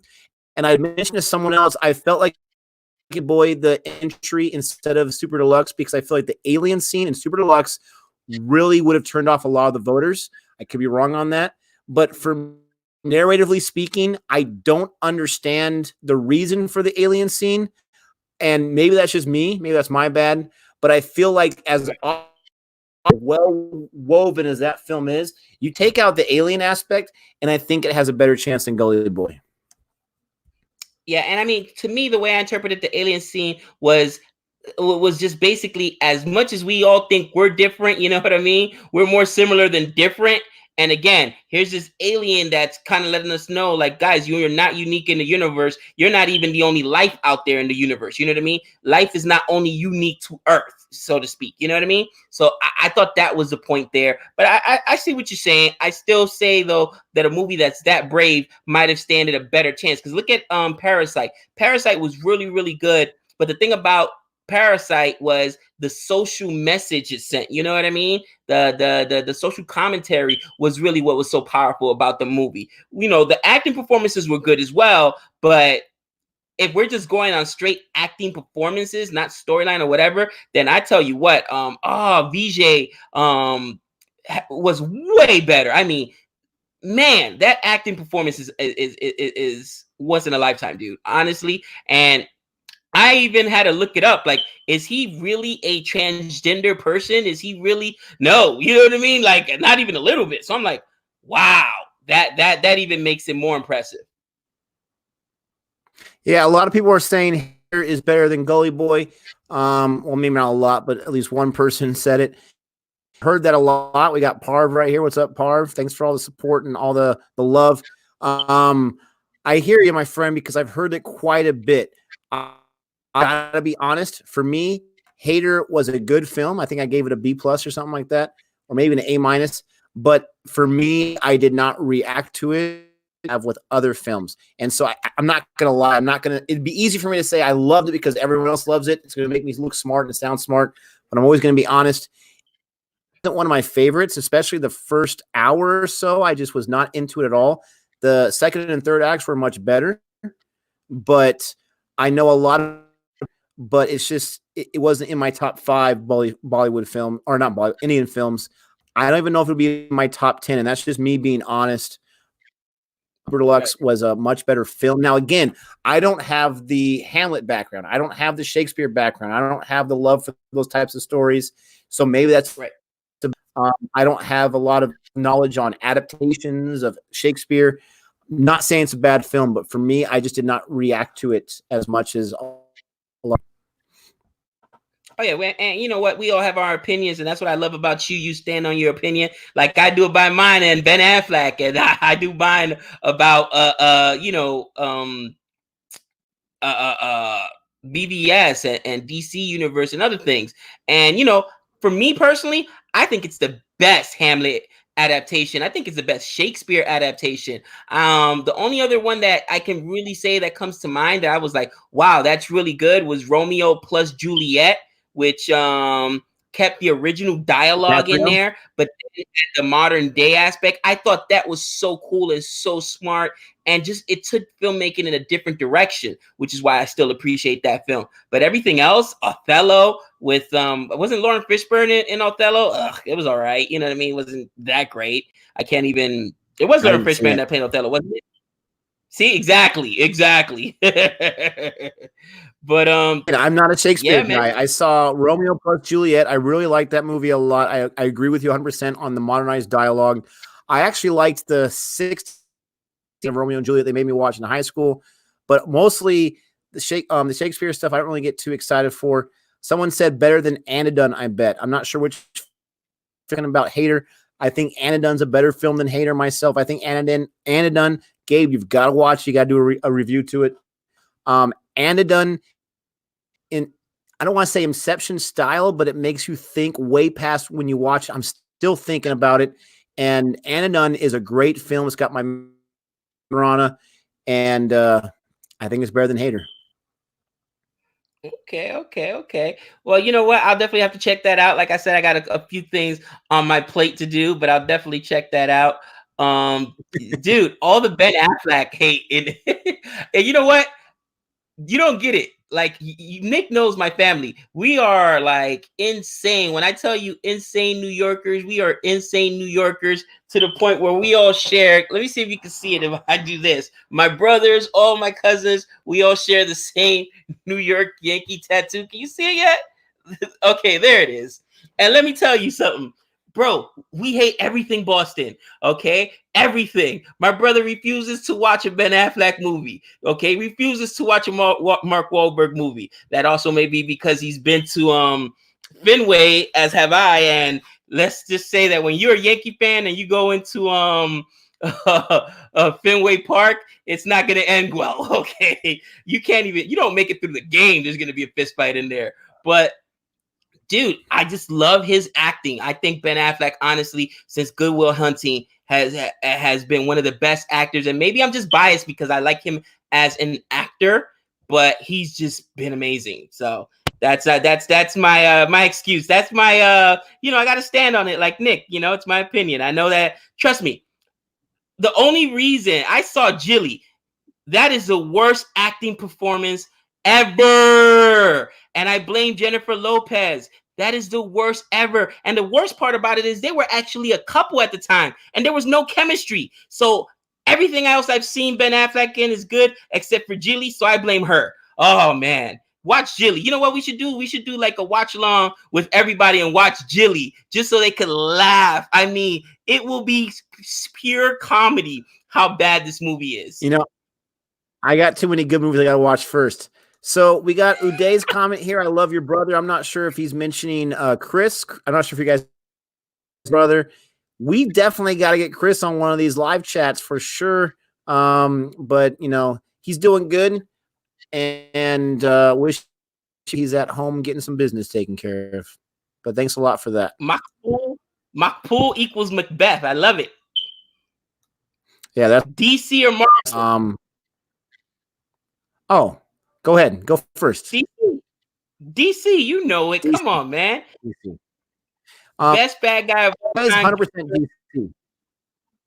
DC. I would say pre-year 2000 DC films. But once in the MCU, I mean, let's be honest, the films in the MCU, hands down, are way better than the DC films. They slap them around every single time. But we are both big DC guys, and we sign right there. We are waiting for the revolution. DC is finally able to get back on top. They're doing a lot better with Aquaman and Shazam, and but other films that they're doing. Oh, Joker, obviously. Somebody in there said, "I love Gabe's brother because he refuses to watch Ben Affleck movies." I'm telling you, bro, it's that serious. New Yorkers and black people from Boston just do not get along. Red Sox all the way. Oh man, let me tell you so. Oh, can't do it. Can't do it.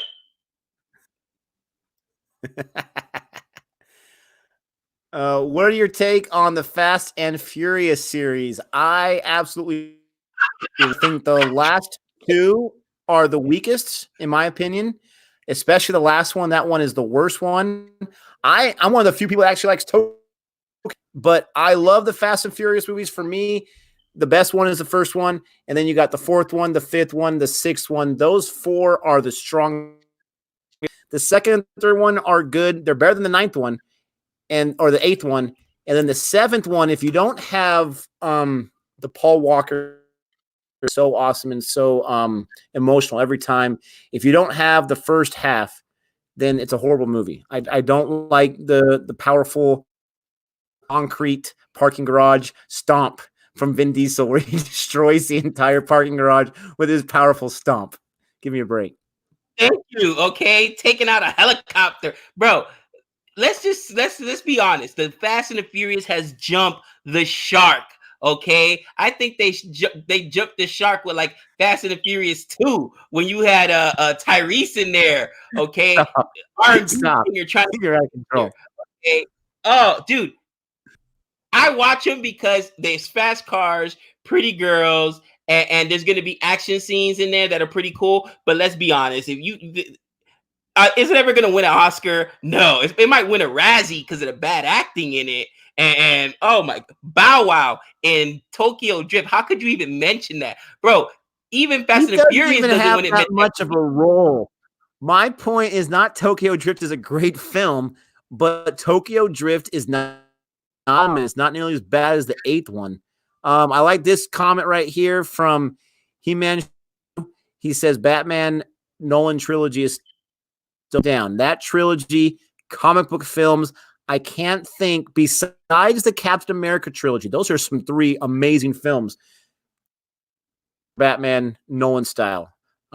Absolutely love it. Every single movie. I love them all. Tokyo Drift was a spinoff. Yeah, it was a bad spin. Man, it should have just spun off the screen, bro. It was so bad. Oh, it was so bad.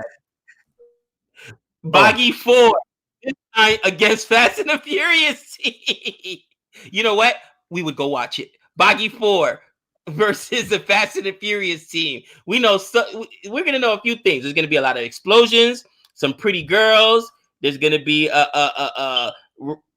some unbelievable action scenes and choreography in there, and probably some really bad acting. I mean, people were killing us when we were talking about Boggy 3.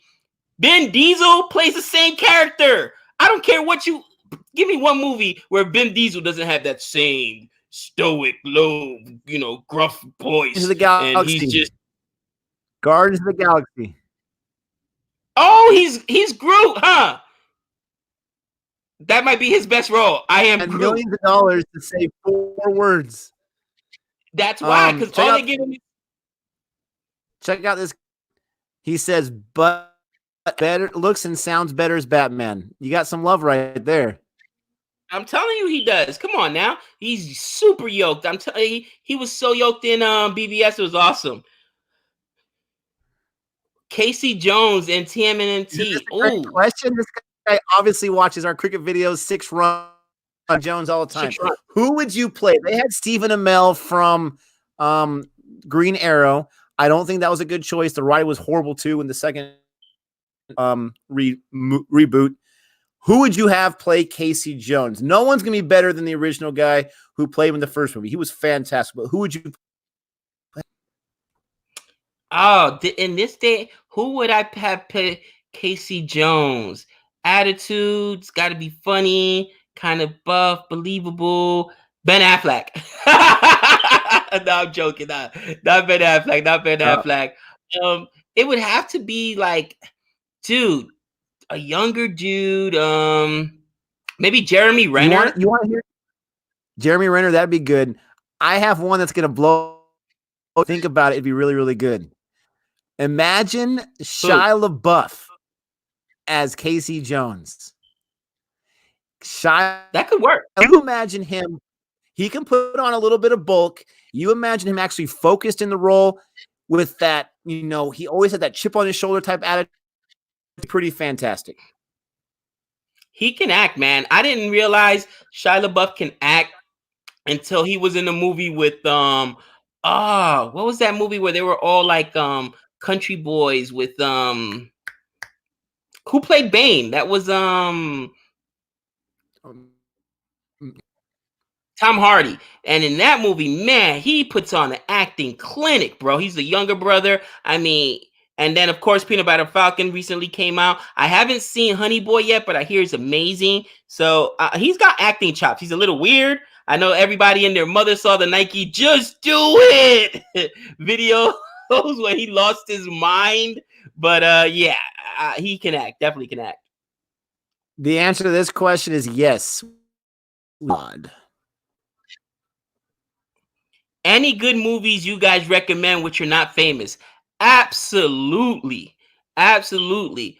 I mean, here's a really good movie. It's a hidden gem. A lot of people somehow it just went under what do you call it? It went under the radar, and it was with Christian Bale, and it's called Equilibrium. Check it out. Equilibrium was awesome, man. I love that movie. Didn't get a lot of love, but it's really, really good. How about you, That's Nick? a good one. I always go to this movie, and they a few times, but I'm going to say it again. I absolutely love Guy Ritchie's King Arthur. It came out a few years ago. I watched it at least once or twice. I get pumped up. There's an interesting song in the score where he's running through age and it just does that breathing sound the entire time. To music. That film has great dialogue. It has decent acting. But Jude Law plays a really good bad. You would like him in that. But King Arthur, it came out and it completely bombed. I watched opening day with my brother Chris. We were in this huge. I mean, it had multiple stories. There was like 6 of us in there. I mean, this movie bombed. But I Yeah, absolutely no, watch it all the time. I did see it. I did see it. That was really, really good. I think my favorite Guy Ritchie movie is still Snatch, which was really good. Brad Pitt's in that one. Really good acting performances in that. But that was a really good one. Charlie Hunnam is Our underrated. Yeah. epic rap battle. If you've not heard of that YouTube channel, go ahead. Sorry, Gabe. Oh, I'm just reading some of the comments. Charlie Hunnam is underrated. He is absolutely underrated. Yeah, I haven't seen The Gentleman yet, and that's another Guy Ritchie film which got a lot of praise actually. So I'm excited to check that one out.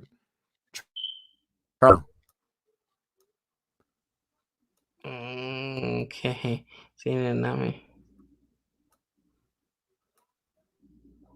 Yeah, the comments are coming in hot and fast now. You're welcome, Yash. Thank you very much. Christian Bale, The Machinist. The Machinist was really, really good. It was one of his best acting performances. I thought that was more mainstream. Memento, which is one of Christopher Nolan's first movies. That was really good. Memento is really good. I mean, I can give you guys some old school movies to watch, and you'll be like, man, Reservoir Dogs. Whew. Okay, so here's a Christian Bale movie, which I'm not sure if anyone in this room right now would even care about watching it, but I love this film. It's called Newsies. It's Disney. Christian Bale, it's not his first role because he was in films when he was a little kid, but Newsies is a great musical, great, amazing songs in it. Christian Bale's like 16 or 17 in it. Check out that. Whiplash, yes, obviously an awesome movie, but Memento's really, I'll watch it all the time. The Prestige. Oh yeah, but The Prestige is really mainstream. Prestige was really good. Mainstream as you'd think. If you go to the box office numbers, it made money, but it didn't make nearly as much as you would think it would, and it's definitely really good. Another movie like it is a really good film too, along that same kind of vein. I mean, there's just awesome movies out there. Trying to gems that people may not know about. I'm not sure if you in India know a lot about M. Night's films. Stupid question, because I believe M. Night is Indian, but films like Unbreakable and I really love The Village. I know Gabe always hates it when I bring it up, but I love much. It's not as good as Unbreakable, but what do you think about M. Night's films? Napoleon Dynamite is a great film. You know how I feel. Yeah, the girl with the dragon tattoo. I hate that movie. The only thing that really saved it, Adrian Brody's performance in it was really good, but Joaquin Phoenix was absolutely amazing. Blasphemous in my game dialogue. Napoleon Dynamite. Yeah, that was a funny one as well. Yeah,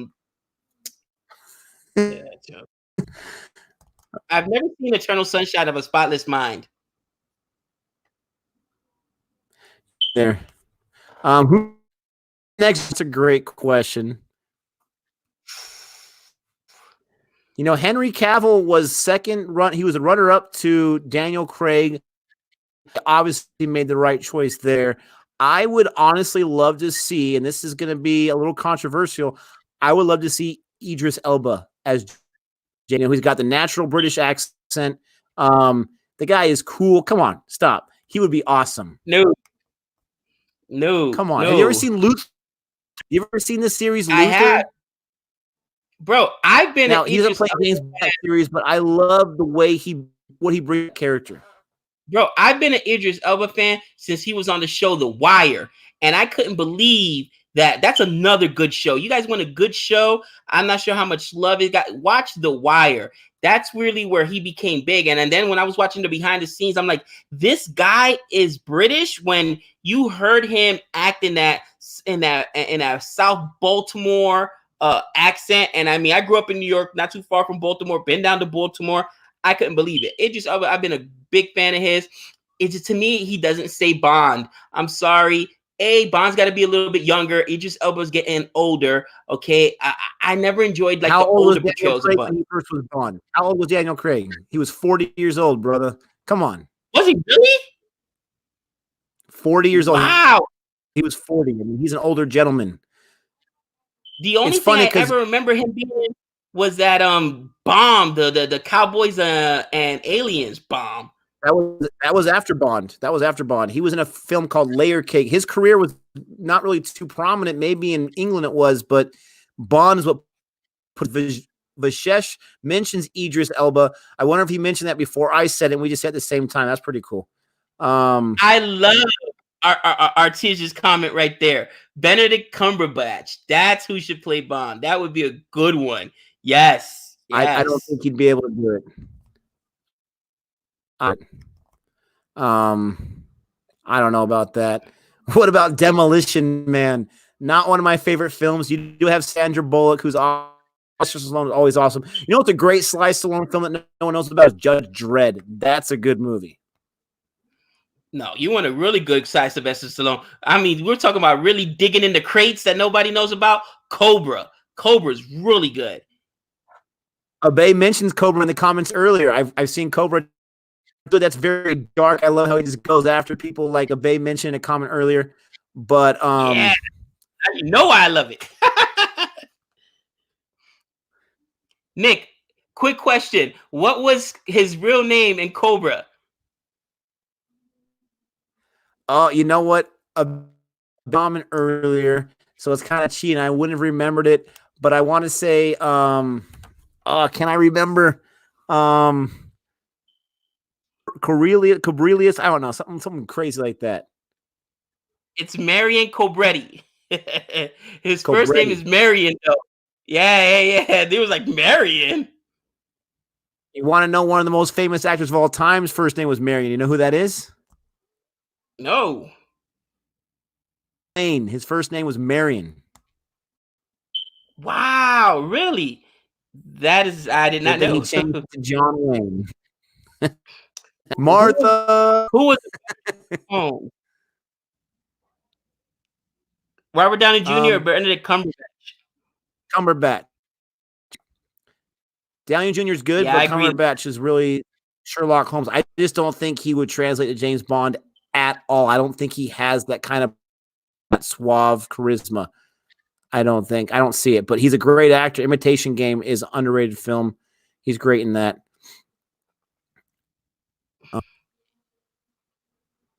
Lock, Yeah, I Stock, never Two saw. Smoking Barrel. It's a good one. Yeah, really good. I just really like King Arthur. So we're heading kind of down to the end of this live stream. I know Gabe's got some dishes and he's got some food he's got to prep for dinner tomorrow because he does all the work at the house. But we just want to say thanks. On, yes. No, that's a horrible choice. No offense, Uday, but we appreciate everyone that's joined us on their morning here for our live stream on Sacred Game Season 2. When I post this video, this video will automatically post on itself. This part separately, just in case you're curious why it's there twice. But thanks, everyone. Thanks for all the super chats. Thanks for all the love. Thanks for all the comments and the questions. Move these 2 hours by very quickly. We hope you all stay safe, and it's not going to be too long until we bring you another live stream 375 if someone gets around to checking it out. I'm on it. All right. Well, adios. Guys, as usual, we know all things. All right. You guys take